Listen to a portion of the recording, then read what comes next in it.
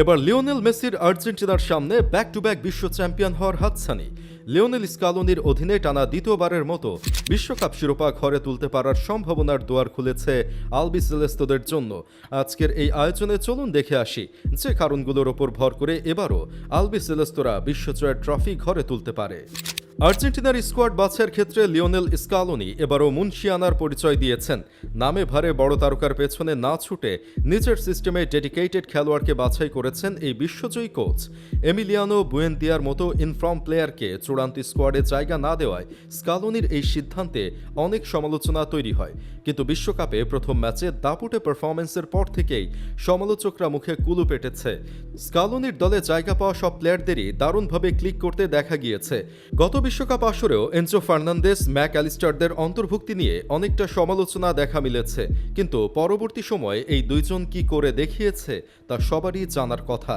Scaloni এবারও বেশ কিছু তরুণ তুর্কিদের ঘিরে নিজের মাস্টার প্ল্যান সাজিয়েছেন। বিশ্বকাপে প্রতিযোগিতা যত বাড়বে তখন থেকে স্কালোনির পরিকল্পনার সুফল দেখতে পাওয়া যাবে। বিশ্বকাপে আলবিসেলেস্তেদের জন্য এক্স ফ্যাক্টর হতে পারে তরুণ ভ্যালেন্টিন বার্কো। বিগত ম্যাচগুলোতে তার মধ্যে সেই ফায়ারটা দেখতে পাওয়া গিয়েছে। মিডফিল্ডে একদম মাখনের মতো খেলে থাকে তরুণ এই সেন্সেশন। এছাড়াও তরুণ তুর্কি নিকো পাস আলবিসেলেস্তেদের জন্য এবারের বিশ্বকাপে অন্যতম গুরুত্বপূর্ণ অংশ হয়ে থাকছে। তার কাছ থেকে শুধু গোল কিংবা অ্যাসিস্টের দেখা মিলবে বিষয়টা মোটেও এমন না। তার বুদ্ধিদীপ্ত মুভমেন্ট, বল ক্যারি করার অ্যাবিলিটি এবং মিডফিল্ড থেকে আক্রমণে লিঙ্ক আপ গড়ে তোলার অ্যাবিলিটি তাকে আর্জেন্টিনার জন্য এক্স ফ্যাক্টর বানিয়ে তুলেছে। নিকো পাসের প্রধান বৈশিষ্ট্য হচ্ছে সে দারুণ সব চান্স ক্রিয়েট করতে পারে। মেসিকে পুরো 90 মিনিটের প্রেসারের মধ্যে না খেলিয়ে সাবস্টিটিউট হিসেবে নামিয়ে নিকো পাসের ফ্রেশ লেগস কাজে লাগাতে পারলে দলের আক্রমণে এক্সট্রা ফ্লেভার যোগ হবে।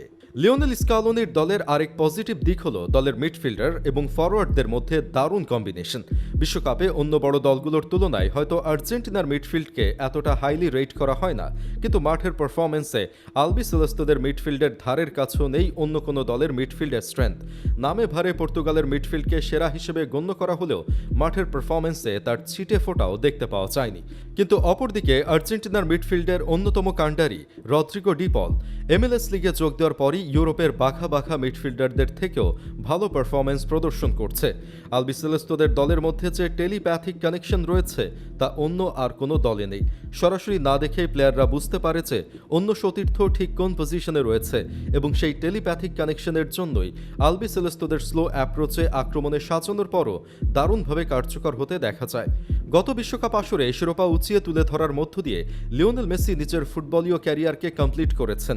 সেজন্য চলতি বিশ্বকাপ আসরে প্রেশারলেস মেসিকে দেখতে পাওয়া যাচ্ছে। গত ম্যাচটিতে বিশ্বকাপ ক্যারিয়ারের প্রথম হ্যাটট্রিকই এটার উদাহরণ।